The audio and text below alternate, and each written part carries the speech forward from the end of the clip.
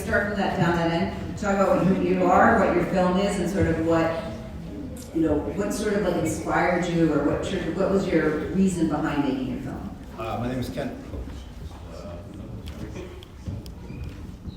Flip it up. Look it up. There you go. Yep. Hi, my name is Ken Falcon. I'm the writer-director of Karma. It's a long story. Actually, in 1998, me and 5 other actors, I couldn't get a directing gig, I couldn't get an acting gig, and we were all early in our careers, and we had a little bit of success. I had done Men in Black, and Monty won an Emmy on Gatlight, but we were all couldn't get a job. The industry was not saying anything. So I was like, all right, well, let's do something. Let's get out this weekend. We got this camera this height, let's shoot something. But this is before cell phones and iMovie and Final Cut, so we shot it, but we didn't know what to do with it then, and so it went into a box. And life happened, and kids, and career, and then I had to put a roof on my house, and I cleared the storage area out and found this box that had these videotapes, and a book, and a script, and storyboards. I was like, oh, snap. And it's like finding a time capsule of yourself, and so to honor those young artists that we were trying to be at that time, I said, I'm going to finish this thing and just honor it. And I finished it, and she's like, you should put it out in the world. I was like, nobody and lo and behold, Roxbury was so gracious to have us at the San Diego Black Film Festival, another film festival in Philly. So that was the genesis. We were young, hungry, and wanted to create with nothing. And the funny thing is that we started our film festival in 1999, so it was so nostalgic to watch that film. And I'm like, I said to my sister, we have to. I feel like this takes us back to our beginnings. Yeah. Hi, I'm Christl Stringer, and I directed New Treasure. Hi, I'm Rick. I wrote and produced New Treasure. I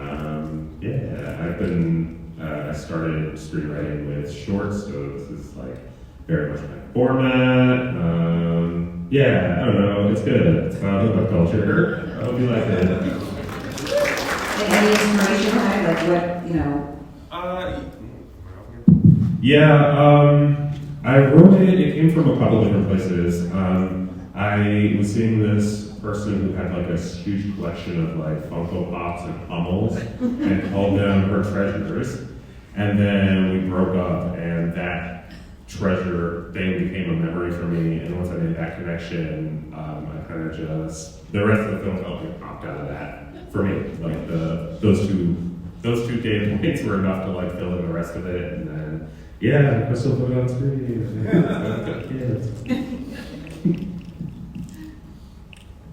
Hi, Jason. I directed and wrote Shiloh, and the inspiration behind it was my real life that happened to me. A version of that, changed names and situations. I mean, we often write what we know. I usually say that. That. I also edited it too, so that was not the right decision. It was a lot, but thanks. Hi, my name is Zach Manuel. I was the VP on Zhelun.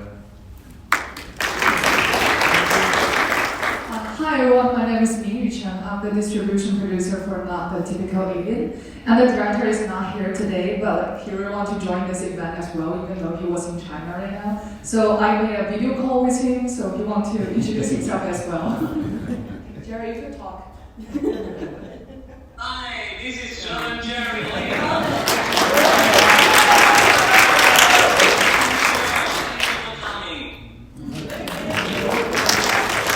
Thank you, Jerry.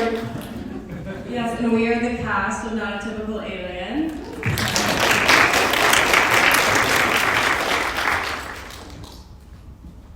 Is it on? It is on.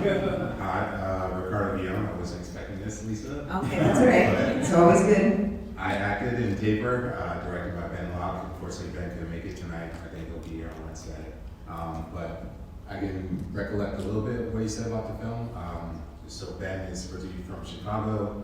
He's a queer black man, and he came to Boston University to be a film student. He recently graduated. And Taper is sort of autobiographical about just a kid who's trying to get a haircut.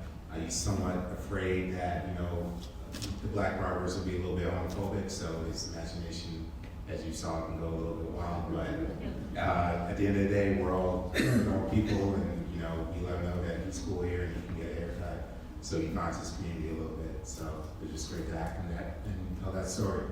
Thank you. So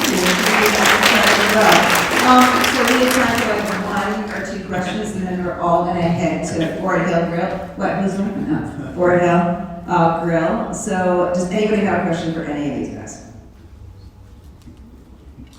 So so Carnival, that was genuinely shot in 19. Yes. That was from 1998. And so when I'm telling my mother here right now, I was like, man, that really looks like it was shot.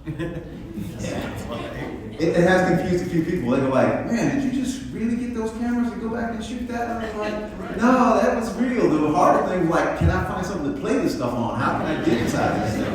That's 20 plus years ago. Right. Great job. Great representation bringing it to the current. That was great. Thank you, man. I appreciate it. I was getting Low Life number 3 auditions, and everybody was just like, we never get to tell just a story about brothers and relationships. So let's tell a story about brothers and relationships. And so that's how it came out. Literally. Great job. Yeah, and it's so interesting, I think, for all of your stories, that's exactly when we started the festival, right? Because you came around the same time, 1998, 1999, where the only thing was like urban drama, and we weren't really seeing relationship stories of people of color, and that trying to understand that we are not a monolith, and that ROXFILM really wanted to present those different stories and make sure that people see themselves in films. So I hear you when you talk about doing that in 1998. Anybody else? Oh, that quiet audience. Do you guys have any questions for each other? How much did that puppet cost to make that? Oh, I honestly don't even remember, but I got it on Etsy. There are like a bunch of people who make like handmade little dolls or puppets. So yeah, I found somebody who makes stuffed animal. The rest of them were like huge lots on eBay. You buy just like lots of them. Very good. So for Ketchup and Watermelon, which is shot on film, and for Soleil, what was the inspiration behind kind of shooting dialogue and on like scenery? What was the inspiration? What was the inspiration? Let's see. So I want to shout out the crew and cast, Jamie and Jared, they did a great job. Zach did a great job. We did this for no money. I don't say that proudly, but we all came together 2 days in New Orleans. We shot that in 2 days. Zach did a great job. The actors came in, and really, we were all producing this. I was in New Jersey. I am in New Jersey. And I was producing this from New Jersey. They were in New Orleans, so the actors did table reads with each other.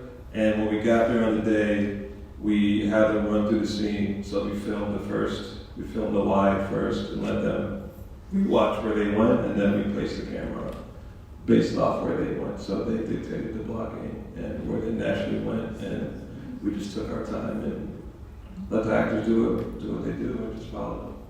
Is that right? Yeah, more or less? All right. Well, thank you all so much for your films, for your vision. We greatly appreciate it. We feel very proud and humbled to be able to screen your work at ROXFILM. So thank you very much.